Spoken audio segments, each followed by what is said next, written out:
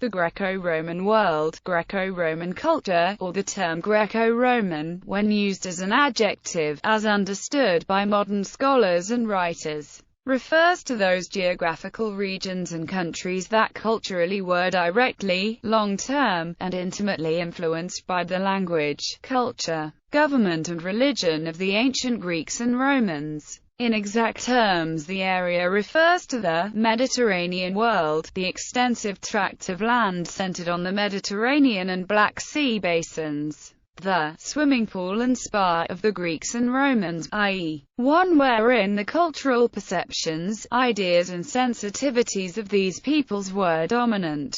As mentioned, the term Greco-Roman world describes those regions who were for many generations subjected to the government of the Greeks and then the Romans, and thus accepted or at length were forced to embrace them as their masters and teachers. This process was aided by the seemingly universal adoption of Greek as the language of intellectual culture in at least Eastern commerce, and of Latin as the tongue for public management and forensic advocacy, especially in the West. Though these languages never became the native idioms of the rural peasants, they were the languages of the urbanites and cosmopolitan elites, and at the very least intelligible, if only as corrupt or multifarious dialects to those who lived within the large territories and populations outside of the Macedonian settlements and the Roman colonies. Certainly, all men of note and accomplishment, whatever their ethnic extractions, spoke and wrote in Greek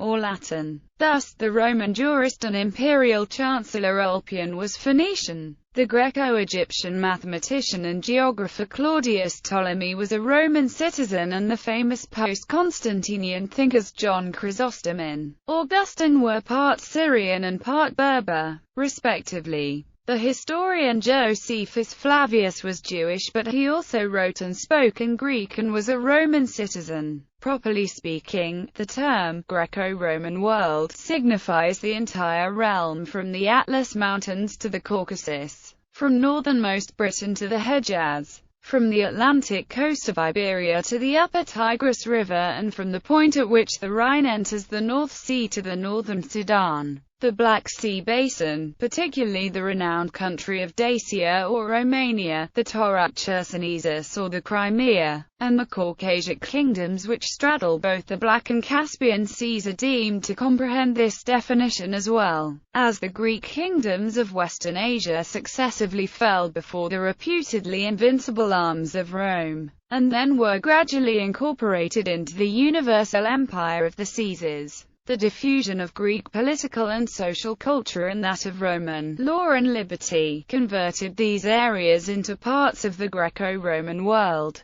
Cause, domains of the Greco-Roman world. Based on the above definition, it can be confidently asserted that the cause of the Greco-Roman world were Greece, Cyprus, Italy, the Iberian Peninsula, Asia Minor, Gaul, Syria, Egypt and Africa proper. Occupying the periphery of this world were Roman Germany, Illyria and Pannonia, Moesia, Dacia, Nubia, Mauritania, Arabia Petraea, Mesopotamia, the Taurus Chersonesus, Kingdom of Armenia and the suppliant kingdoms which swathed the Caucasus Mountains, namely Colchis, and the Caucasian Albania and Caucasian Iberia. The above seems to ignore the major rivalry between the Greco-Romans during their period of ascendancy, and the great empire to the east, the Persians. See Xenophon, the Anabasis, or the March Up Country, the Greco-Persian Wars, the famous battles of Marathon and Salamis. The Greek tragedy, The Persians, by Aeschylus, Alexander the Great's defeat of the Persian Emperor Darius and conquest of the Persian Empire, or the later Roman generals' difficulties with the Persian armies, such as Pompey the Great, and of Marcus Licinius Crassus,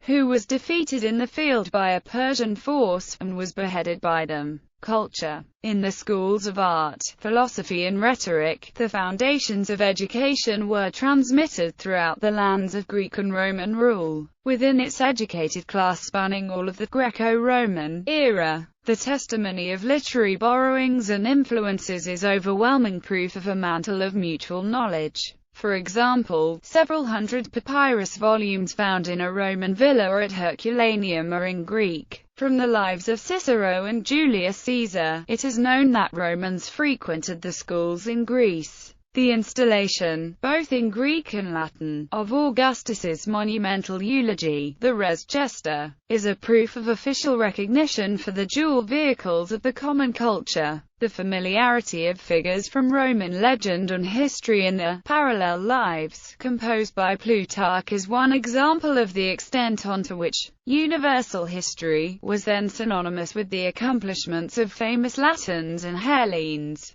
Most educated Romans were likely bilingual in Greek and Latin. Architecture. Greco-Roman architecture is architecture of the Roman world that followed the principles and style established in ancient Greece. The most representative building of that era was the temple. Other prominent structures that represented the style included government buildings, like the Roman Senate, and cultural structures, like the Colosseum. The three primary styles of column design used in temples in classical Greece were Doric, Ionic and Corinthian. Examples of Doric architecture are the Parthenon and the Temple of Hephaestus in Athens, while the Erechtheum, which is located right next to the Parthenon, is Ionic. Ionic Greco-Roman architecture tend to be more decorative than the formal Doric styles. Politics. The Romans made it possible for individuals from subject peoples to acquire Roman citizenship and would sometimes confer citizenship on whole communities. Thus, Roman became less and less an ethnic and more a political designation. By 211 AD, with Caracalla's edict known as the Constitutia Antoniniana, all free inhabitants of the empire became citizens.